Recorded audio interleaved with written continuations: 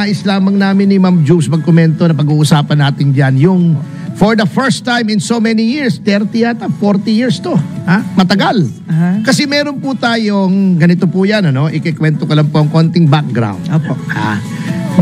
Yung mga dating Pangulo po, natapos na ang kanilang terms. Kasi nga po, kapag ikaw ay naging Pangulo, unang-una, wala naman taong biglang naging Pangulo. Yes. Diba? From private life. Isa lang ang kilala kong dyan hindi pa rito sa Pilipinas. Si Donald Trump, diba? Yes, yes. Hindi naman naging congressman, senador, gobernador yan. Diba? Usually mga ganun ang nagiging Pangulo ng Amerika. Gobernador, dating gobernador, dating senador, dating congressman, yan. Siya po ay negosyante, naging Pangulo agad. Dito, wala po. Lahat po ng ating naging mga Pangulo, tignan nyo, without any exception, may pinagdaanan na naging congressman, gobernador, senador, ganun po, o miyembro ng gabinete, katulad ni Magsaysay, di ba? Siya ay negosyante, naging miyembro ng gabinete, naging Secretary of National Defense, o naging Vice President muna bago naging Presidente, si Mayor Duterte, naging Mayor, si President Marcos, gobernador, senador, o di ba? Natalo sa pagka-vice president pero nanalo sa pagka-presidente. Ano pong ibig sabihin yan? Then, ikaw ay magiging presidente. Yung mga karanasan mo bilang mga ganong opisyal na pinagdaanan mo, dala-dala mo yan sa pagka-presidente. Yes. Siyempre. Ngayon, magiging presidente ka pa, 6 years. Or in the case of Mrs. Arroyo, 12 years. Yes. Halos 12 years, di ba? Iyan ay karanasan kasi merong mga bagay na impormasyon na presidente lang nakakaalam, mga top secret yan. May mga karanasan na presidente lang ang nakakaranas, makipag-usap sa mga world leaders, mag-negotiate ng mga tratado. Hindi tarantado Hindi po natin pinag-uusapan dito yung mga miyembro ng Quadcom. Tratado po, mga treaty. Nagdidesisyon ka kung magdideklara ng martial law o hindi. Kung ikaw ay magdideklara ng state of emergency o hindi, kung magpapardon ka, malawak po ang karanasan ng isang Pangulo. Sayang naman kung yung karanasan na yan, yung wisdom na yan, yung experience na yan, ay mababaliwala lamang kapag siya ay natapos na ang kanyang termino at bumaba na siya sa pwesto. So, there are at least 2 bodies, official na mga nasa pamahalaan na miyembro po ang dating mga Pangulo. Automatic yan. By executive fiat. Yan po ang National Security Council at ang Council of State.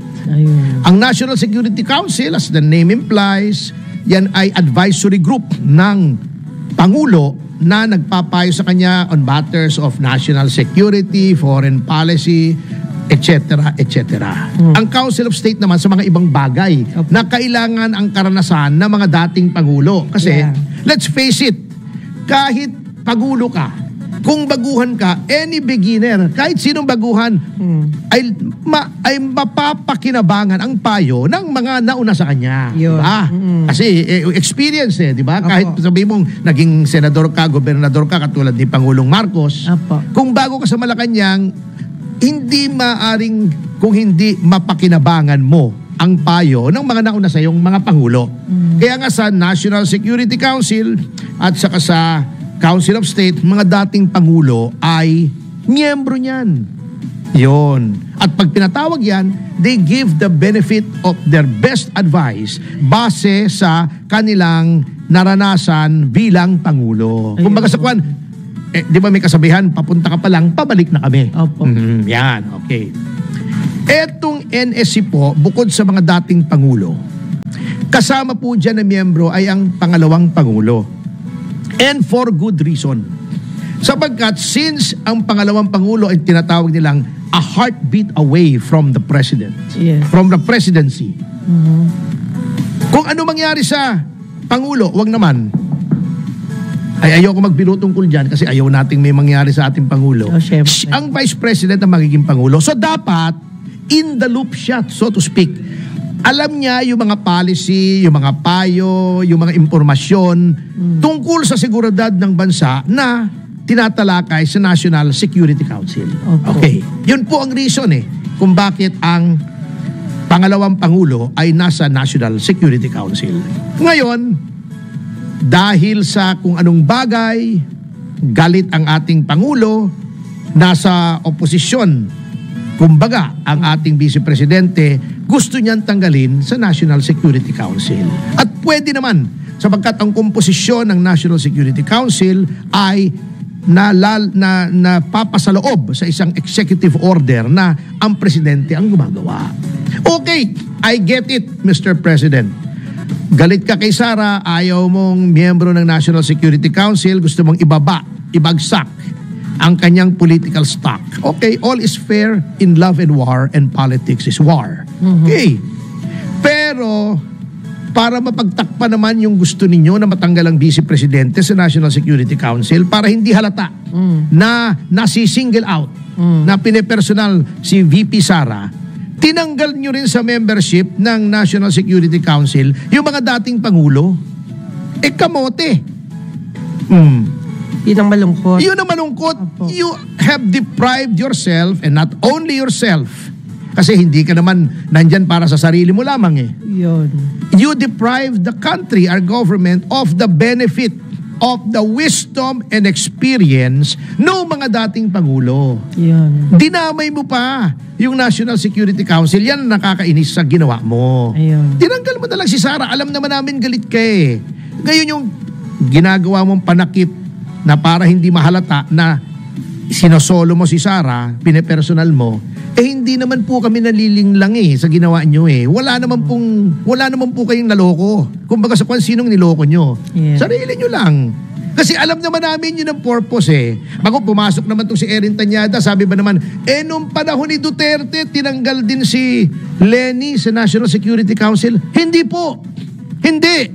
Sinabi lang ng Pangulo, Lenny, huwag ka nang umattend ng cabinet meetings.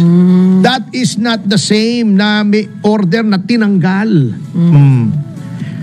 Ibig sabihin, itong si Erin, mali interpretasyon niya Kapag hindi ka pwedeng umattend ng cabinet meeting, yung cabinet meeting lang, yung puro gabinete lang, pwede ka pa rin umattend ng National Security Council sapagkat hindi cabinet meeting ang National Security Council. Ang National Security Council, bukod sa mga miyembro nga ng kabinete, katulad ng Executive Secretary, Opo. nandyan din ang mga former presidents, katulad ng sabi ko, hindi po cabinet meeting yan. Nandyan ang head ng mga military. Hindi po miyembro ng gabinete ang AFP Chief of Staff. Hindi siya cabinet level. Nandyan ang head ng police. Nandyan din nga ang mga oposisyon, ang miyembro ng oposisyon. Sa National Security Council. Kasi nga, dapat yan, lahat ng payo, whether kontra sa'yo o sang-ayon sa'yo, para maka-form ka ng desisyon, papakinggan. So, Erin, classmate Erin, mali ang interpretasyon mo. Hindi po tinanggal. Wala kang makikita executive order, tinatanggal si Lenny from the National Security Council.